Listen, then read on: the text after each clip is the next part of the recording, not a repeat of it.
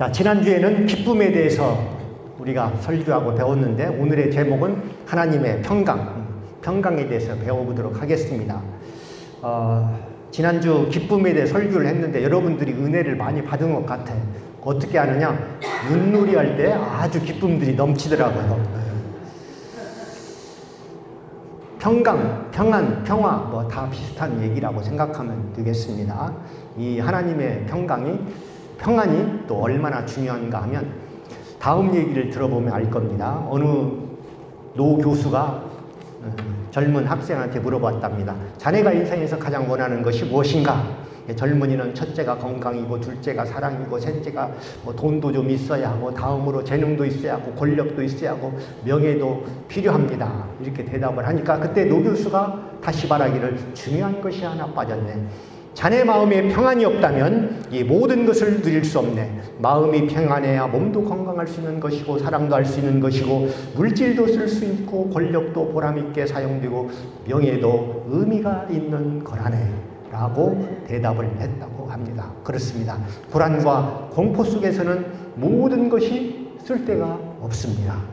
여러분, 어떤 문제로 마음이 불안한데 뭐 코미디 프로 본다고 해서 재미있을까요? 쓰르스만 나옵니다. 불안한 마음을 가지고 불갈비 뜯고 있으면 입이 달콤하겠습니까? 배가 부르겠습니까? 체합니다. 불안하면 몸은 피곤해도 잠을 자고 싶어도 잠이 잘 오지 않습니다. 이처럼 중요한 것이 마음의 평안인 것입니다. 더욱이 세상이 주는 평안이 아니고 하나님이 주시는 평안이라면 그 어떤 고난도 이겨낼 수 있는 것입니다. 오늘 말씀을 통해서 이 평강을 누리는 성도가 되기를 주의 이름으로 축원합니다.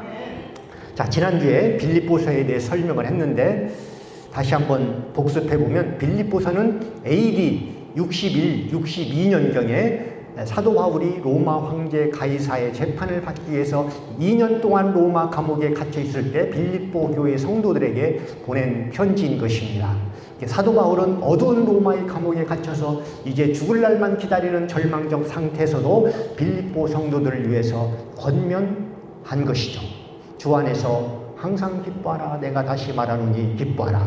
언제 죽을지 모르는 상황 속에서도 그가 기뻐하라고 권면할 수 있었던 것은 그의 마음속에 샘물처럼 솟아나는 기쁨이 있었기 때문에 그렇습니다. 만약에 어떤 도적놈이 자식에게 나는 도적질에서 너를 키우지만 너희는 도적질하지 말고 성실하게 살라고 하면, 그러면서 날 밤마다 출근을 한다면 어떤 자식이 성실히 살겠습니까?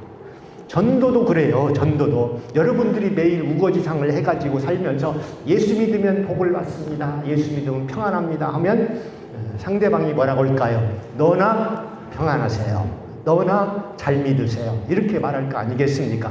그래서 지난주에 얘기했듯이 빌립보서는 기뻐하라는 말이 9번이나 나옵니다. 바울은 막연하게 기뻐하라. 나는 감옥에서 이렇게 힘들지만, 나는 우거지상이지만 너희는 기뻐하라가 아니고 내가 기뻐하니, 감옥에서도 내가 기뻐하니 너희들은 얼마나 기뻐해야 하는가, 이렇게 권면하고 있는 것입니다.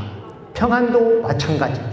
나는 불안해도 너희는 평안해라가 아니고 내가 평안한 것처럼 너희도 평안을 누리라는 것입니다. 그래서 오늘 말씀에는 하나님의 평강이 빌립보 성도 가운데 임하기를 원하는 바울의 간절함에 깃들여 있습니다. 그렇다면 하나님이 주시는 평강을 얻는 비결은 무엇일까요? 오늘 좀 잘 들어야 돼요. 평안하려면 잘 들어야 합니다. 오늘 말씀을. 먼저 선결 조건이 있어요. 하나님의 평강을 얻기 위한 선결 조건, 첫 번째, 관용을 가져라는 것입니다. 5절에 보면 너희 관용을 모든 사람에게 알게 하라. 주께서 가까우시니라. 관용을 가져야 합니다. 관용의 의미란 이거예요. 낮은 평가에도 만족하며 정당한 권리를 주장하지 않는 것. 즉 다른 사람이 나를 좀 낮게, 현찮게 평가하더라도 그래, 그럴 수 있지, 이렇게 받아들일 수 있는 아량입니다. 여러분, 이게 얼마나 어려운지 아십니까? 윷놀이 할 때 내가 못 나왔을 때보다 언제가 더 기뻐요? 상대방이 확 나왔을 때.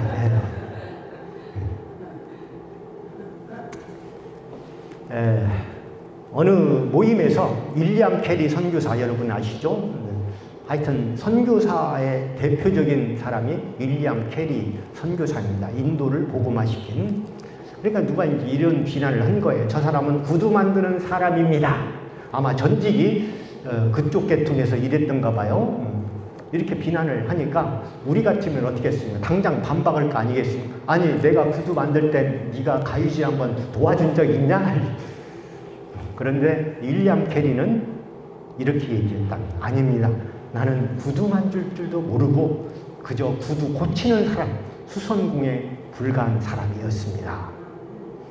남이 비난할 때 인내하는 것도 어렵지만 그보다 더 어려운 것은 내가 오라도 그것을 주장하지 않고 조용히 있는 것도 상당히 어려운 거예요.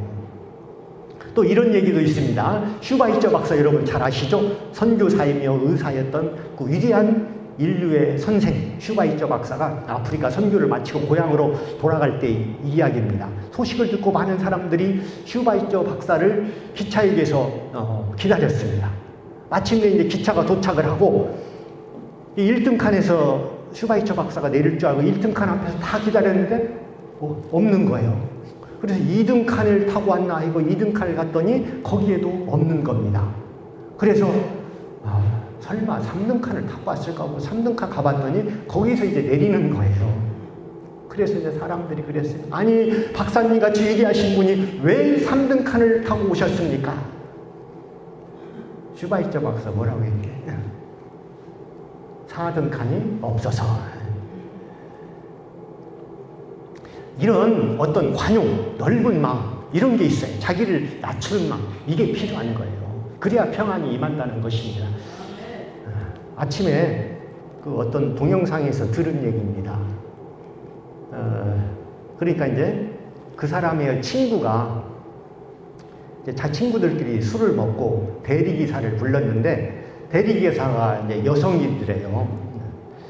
여성이다 보니까 아무래도 운전이 서툴러서 이제 골목길을 가다가 그 모서리에 경계석 같은 것이 있었나 봐요. 이렇게 좀 멀리 돌아야 하는데 제대로 돌지 못하니까 이제 바퀴를 부딪혀가지고 그 휠에 기스가 났습니다. 그러니까 막 이 사람이 노발대발하고 대리비도 안 주고 5만 원을 받았대요.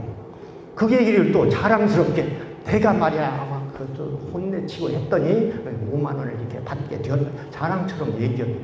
그러니까 이제 그 사람이 듣고서 그러면 그 5만 원을 받아서 휠을 고쳤니? 안 고쳤니? 했더니 고치지도 않았대. 그냥 입만 포켓한 거예요. 그러니까 고칠 필요도 없을 정도로 가볍게 기스가 났음에도 불구하고 그런 일을 벌인 것입니다. 그러니까 그 아줌마는 운전도 잘 못하는데 대리기사라도 해서 용돈이라도 벌려고 나왔는데 그 사람한테 5만 원을 뜯은 겁니다. 그것도 자랑삼아 얘기하는 사람. 그래서 그 자리에서 그랬답니다. 야이 개야 거시기야 하고 욕하고 지금까지 손절했다는 그런 얘기를 들었습니다. 여러분 어떻습니까? 사람들이 이렇게 다양합니다. 조금만 생각하면 한 번만 더 생각하면 안양을 베풀 수 있음에도 불구하고 자기 생각만 앞세우고 이기적으로 생각하는 사람들이 우리 주변에 얼마나 많은지 모릅니다. 여러분들 하나님을 믿는 여러분들은 때로 좀 손해보고 사십시오. 그래 하나님께서 채워주십니다. 이렇게 관용하는 마음이 없으면 평강이 없습니다. 아까 그런 사람의 무슨 평안이 있겠습니까? 마음이 좁은 이기주의에는 하나님의 평안이 결코 임할 수가 없는 것입니다. 평안은 열린 마음, 관대한 마음에 깃들일 수 있는 거예요. 두 번째는 염려하지 말라는 것이죠. 6절에 나오죠. 아무것도 염려하지 말고 다만 모든 일에 기도와 간구로 너희 구할 것을 감사하며 하나님께 아뢰라. 염려하지 말아야 합니다. 평강을 얻기 위해서는 우리가 가장 피해야 할 것이 무엇인가 가르쳐주고 있습니다. 염려하지 말라. 당연한 얘기예요. 그런데 쉽지가 않죠. 우리는 내 마음 내 마음대로 할 수 있는 것 같고 내 생각을 내 생각대로 생각하는 것 같지만 실제로는 그렇지 않습니다. 내 마음 내 마음대로 안 되는 것이 내 마음이잖아요. 그래서 이름이 마음이에요. 내 생각대로 되지 않습니다. 뭐 언젠가 뭐 생각대로 하면 되지, 뭐 CF인지 뭔지 그 노래가 유행한 적이 있잖아요. 노래니까 부를 수는 있겠지만 현실은 생각대로 됩니까? 그냥 언제나 생각은 생각이에요. 담배를 끊어야겠다 생각 날마다 하잖아요. 근데 머리로는 언제나 끊고 사는데 입은 항상 담배를 물고 사는 게 우리의 형편 아닙니까? 염려하지 말라고요. 염려를 붙들어 매라고요. 맞는 말이지만 나에게는 전혀 도움이 안 됩니다. 왜냐하면 천장에 붙어있는 파리도 먹고 살기 위해서 걱정, 염려를 하는데 하물며 인간인 내가 어떻게 걱정을 안 하고 살 수 있겠습니까? 이게 우리의 변론인 것입니다. 그래서 우리가 마음을 다스려야 하는데 지들이 마음대로 우리를 지배하고 다스립니다. 그래서 우리는 가끔 이런 얘기 하잖아요. 매미 아니고 쇠기 아니다. 세상의 심리학에서는 이렇게 말합니다. 걱정을 그만두고 마음을 강하게 가져라. 긍정적인 마인드를 가지세요. 적극적 사고방식을 가지세요. 생각한 대로 여러분 이루어집니다. 너무 애매한 말입니다. 이것은 이런 얘기는 똑같아요. 알코올 중독자에게 술을 먹지 마시오. 술만 끊으면 됩니다. 이 얘기하고 똑같은 거예요. 알코올 중독자가 술만 안 먹으면 된다는 사실을 모르는 사람이 누가 있습니까? 술을 안 먹고는 도저히 못 견디니까 먹는 거 아니에요. 그래서 말은 맞은데 뭐 적극적 사고방식 무슨 뭐 긍정 마인드 말은 맞은데 우리들에게 하등 도움이 되지 않는 거예요. 그러면 어떻게 해야 하냐? 여기서 우리가 하나님의 도움이 필요합니다. 그래서 세 번째, 하나님께 구하라. 어디 나옵니까? 6절 후반부에 나오네요. 기도와 간구로 너희 구할 것을 감사함으로 하나님께 아뢰라. 그래서 바울은 얘기하고 있습니다. 바울은 심리학자가 말하는 것과는 전혀 다른 방법을 가르치면 너희 구할 것을 하나님께 아뢰라. 하나님이 주시는 평강이니까 당연히 우리가 하나님께 구해야 하는 거죠. 또 이렇게 말하면 사람들은 또 반문을 합니다. 물론 나는 노력도 해보았습니다. 기도도 해보았고요. 그러나 아무런 응답이 없었습니다. 더 이상 기도하라고 하지 마십시오. 바울은 우리가 그렇게 대답할 줄 알고 미리 구체적으로 말해줍니다. 바울은 놀라운 지혜를 가지고 있는 사람이에요. 모든 일에 기도와 간구로 감사함으로 하나님께 아뢰라. 자, 이 귀절이 우리가 조금 현미경으로 정확하게 들여다봐야 합니다. 바울은 여기서 문장을 아름답게 꾸미려고 수식어를 붙인 것이 아니고 우리가 구할 것을 하나님께 아뢰는 법을 우리에게 가르치기 위해서 깊이 생각하고 우리에게 얘기하는 거예요. 맨 먼저 뭡니까? 기도하라고 합니다. 그런데 기도와 간구 이렇게 나오거든요. 그러니까 우리가 기도와 간구를 먼저 구별할 필요가 있습니다. 우리는 기도할 때 무조건 주시옵소서 하다 보니까 기도는 의뢰, 간구하는 것으로 알고 있는데 여러분 기도는 간구가 아닙니다. 기도는 대화입니다. 만일 여러분들에게 해결할 수 없는 어떤 문제가 있다면 여러분 간구하지 말고 기도하십시오. 즉 하나님과 대면하십시오. 비대면은 안 됩니다. 마주 앉아야 합니다. 여러분 하나님과 마주 앉는 사실만으로도 우리의 문제의 상당 부분이 해결되는 거예요. 그래서 기도를 높게 해석하면 기도가 곧 예배인 거죠. 어떻게 이해가 됐습니까? 잘 따라와야 돼요. 넓게 해석하면 기도 자체가 예배가 되는 거예요.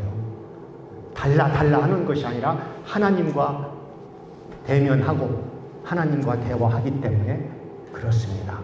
자, 그래서 기도를 했으면 하나님과 대면을 했으면 그 다음으로 이어지는 것이 간구예요. 우리가 먼저 하나님 앞에 서서 하나님과 담소를 나눴으면 이제는 간구해도 됩니다. 하나님 그런데요 필요한 것이 좀 한 가지 있거든요. 그래서 영적으로 가까워지고 하나님과 소통이 이루어지고 난 다음에 우리는 간구하는 것입니다. 이것이 바로 협상의 비결인 거예요. 그래서 우리 인간끼리도 맛있는 음식을 먹으면서 대화할 때 마음과 마음이 이어지는 건 아니겠습니까? 그래서 회사마다 술 상무가 있는 거고 술 한잔 하다 보면서 협상이 잘 이루어지니까. 그래서 우리도 하나님 앞에서 먼저 대면하고 대화하고 난 다음에 부탁하면 절로 이루어지는 것입니다. 자, 그런데 아직 한 가지 또 유의할 점이 남았습니다. 뭔가요? 여기 6절 후반부에 보면 기도와 간구로 너희 구할 것을 감사함으로. 네. 감사함으로가 또 중요합니다. 우리가 예배나 기도에 있어서 필수적인 것이 바로 감사이기 때문에 그렇습니다. 만일 우리 마음 가운데 상대에 대한 원망과 불평이 있다면 상대와 대화가 합의가 이루어지기 힘들겠죠. 하나님과의 우리와의 관계도 마찬가지. 우리는 하나님께 감사가 없고 하나님도 우리를 봤을 때 별로 그다지 기쁨이 없다면 이 협상이 되겠습니까? 그래서 그때는 별로 기대해서는 안 됩니다. 그래서 우리는 언제나 감사함으로 하나님께 나아가야 하는 것이죠. 믿으십니까? 이거 목사님 감사할 게 있어야 감사하죠. 여러분, 하나님께서 우리를 구원해 주신 것만으로도 바로 감사할 제목이 아니겠습니까? 하나님이 우리의 생명을 붙들고 있으니까 우리가 이만큼 숨을 쉬고 있는 것이고, 하나님께서 우리나라를 이만큼 지켜주시니까 우리가 평안히 눕고 사는 것 아니겠습니까? 하나님께서 우리 교회를 사랑하시니까 이만큼이라도 버티는 것 아니겠습니까? 이렇게 우리는 하나님을 사랑하면서 하나님을 찬양하면서 하나님을 예배하면서 하나님께 감사하면서 하나님께 나아가서 하나님께 우리의 구할 것을 아뢰어야 하는 것입니다. 그러면 하나님의 평강이 임하는 것이죠. 자, 그 결과 네 번째, 그 결과 하나님은 우리의 마음과 생각을 지켜주신다 이것입니다. 자, 이제 첫 번째로 가서 관용하는 마음도 가지고 염려도 끊고 그리고 하나님께 감사함으로 기도하고 구할 것을 아뢰었다고 합시다. 그럴 때 바울이 뭐라고 했습니까? 그리하면 하나님께서 이 모든 근심을 쫓아내시고 제거해 주시고 너의 소원도 다 이루어 주실 것이다 라고 하지 않았다는 것입니다. 그런 것들에 대해서 언급하지 않고 바울은 뭐라고 했습니까? 바울은 뭐라고 했습니까? 7절 그리하면 모든 지각에 뛰어난 하나님의 평강이 그리스도 예수 안에서 너희의 마음과 생각을 지키시리라. 이 부분 잘 봐야 돼요. 이 부분을 잘 봐야 합니다. 오늘의 키워드입니다. 즉 하나님은 우리의 환경에 대해서가 아니라 바로 우리에게 관심을 가지고 있다는 것입니다. 그래서 우리의 궁극적인 승리는 우리의 환경이 어떠하든지 우리 자신이 바로 서 있을 수 있다는 것 자체에 하나님은 관심을 가지는 것입니다. 우리를 괴롭히고 혼란하게 만드는 것들이 사라질지 그대로 있을지 우리는 알 수 없어요. 그러나 그것과는 관계없이 하나님께서는 우리를 붙들고 계시다는 것이죠. 그분이 우리의 마음과 생각을 지켜주신 그것이 하나님의 평강입니다. 이해가 좀 안 되시는 분도 있을 것 같은데, 자, 미국의 콜로라도 주에 가면은 400년 된 어떤 거목이 있다고 합니다. 이 나무는 400년 동안 오랜 세월을 지나면서 14번 벼락을 맞고 수많은 눈사태와 폭풍을 견뎌냈습니다. 그런데 어느 날 쓰러졌어요. 그 이유는 무엇인가 봤더니 딱쟁벌레들이 나무를 갉아먹기 시작해서 더 이상 버티지 못하고 쓰러졌다고 합니다. 다시 말해서 밖으로부터의 어떤 시련과 압박, 이것 때문에 쓰러진 것이 아니라 그 나무 내부에서 발생한 그 딱정벌레들이 400년 동안 버텨온 이 나무를 쓰러지게 했다는 것이죠. 그렇습니다. 우리도 외적인 환란이나 압력을 강하게 대처하지만 안에서부터 썩어져가는 것을 우리가 막지 못해서 망하는 거예요. 나라도 마찬가지. 그래서 인생을 멸망으로 몰아가고 절망하게 하는 것이 우리 안에 있는 염려, 근심, 걱정이에요. 그런데 하나님께서는 우리의 마음과 생각을 지켜주시면 아무리 위적으로 어려워도 그것을 이겨낼 수 있다는 거예요. 어떤 연예인은 악플에 시달리니까 자살해버립니다. 또 어떤 사람은 빚에 쫓기다가 또 자살하는 사람도 많습니다. 여러분, 악플, 빚 좋은 것은 아니에요. 그런데 여러분 생각해 보세요. 악플 때문에 자살한다면 살아남을 연예인이 몇이나 있겠습니까? 빚 때문에 자살해야 한다면 나부터 자살해야 돼요. 그러니까 그 사람들이 자살한 표면적인 이유는 악플이나 금전 문제이지만 근본적인 문제는 그들 안에 평안이 없기 때문에 그렇습니다. 내 안에 평안이 있다면 만약에 악플이 달려도 그래, 무플보다는 낫다 이렇게 생각할 거 아니에요. 빚쟁이들에게 시달려도 좋은 명언이 있습니다. 내가 저들의 돈을 가지고 있는 한 저들은 나를 절대 죽이지 않는다. 다만 괴롭힐 뿐이다. 이런 마음의 자세를 가지면 두려울 게 뭐가 있겠습니까?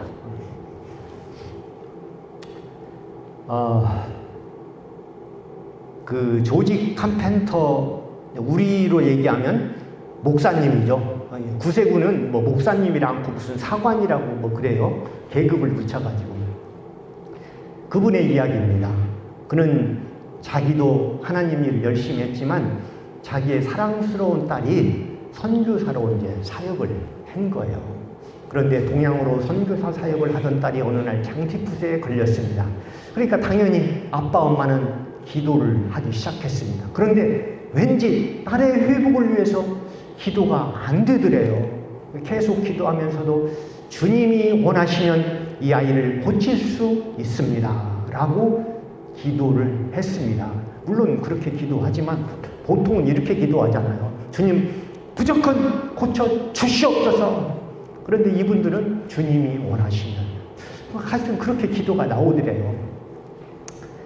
그래서 이제 이 부부는 6주 동안 기도했고 결국 딸은 마침내 숨을 거두었습니다. 딸이 죽던 날 아침 존 카펜터 목사님은 아내에게 이렇게 얘기를 한 거예요. 딸이 죽었음에도 불구하고 이상하게 마음이 평안하네요. 아내도 그렇대요. 저도 그래요. 이건 분명히 하나님이 주신 평강이네요.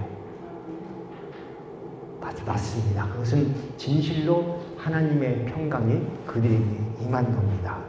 여러분, 사랑하는 딸을 잊어버린 슬픔 속에서 느껴지는 평강은 어떤 것일까요? 그것은 믿음이 아니면 도저히 설명할 수 없는 것입니다. 그러니까 인간적인 이해를 넘어서 도저히 이성적으로는 납득할 수 없는 하나님의 평강이 그 부부의 마음을 붙들고 있었던 것입니다. 우리는 이렇게 질문할 수 있습니다. 아니, 그렇게 열심히 주의 일을 하면, 또 열심히 기도하면 병도 낫고, 그래서 감사하고, 그래서 마음이 평안해지, 그래야 하는 것 아닌가요? 더구나 선교사로 헌신하는 딸인데. 네, 하나님은 때때로 그렇게 하셔요. 그러나 더 많은 경우에 하나님의 처방은 사건, 사고, 질병이 있다 할지라도 우리의 마음과 생각을 지켜주십니다. 왜냐하면 우리가 이 세상 살면서 사건, 사고, 질병이 없이 살 수는 없잖아요. 그러려면 아예 태어나질 말든지 지금이라도 그냥 천국을 얼른 직행해버리든지 그렇게 해야 되죠. 그렇다면 중요한 것이 무엇입니까? 사건, 사고, 질병이 없이 하는 것보다는 하나님께서 우리의 마음과 생각을 지키는 것, 이것이 더 중요한 것입니다. 여러분의 마음을 지으신 분이 누굽니까? 여러분의 생각을 만드신 분이 하나님 아닙니까? 우리가 컴퓨터가 고장났을 때 컴퓨터를 잘하는 사람을 찾아갑니다. 컴퓨터를 만든 사람이라면 더 말 나위가 없고요. 하나님보다 우리의 마음을 더 잘 아시는 분은 없습니다. 어떠한 심리학자도 어떤 철학도 우리를 위로할 수는 없습니다. 하나님을 믿으십시오. 그분을 만나십시오. 그분께 기도하고 간구하십시오. 그리고 감사하십시오. 하나님께서 여러분의 마음과 생각을 지키고 기쁨과 평안의 길로 인도하실 줄 믿습니다. 이 믿음을 가지고 2026년도에는 기쁨으로, 평안으로 하루를 살고 한 달을 살고 1년을 살아가는 저와 여러분이 되기를 주의 이름으로 축원합니다. 기도하겠습니다.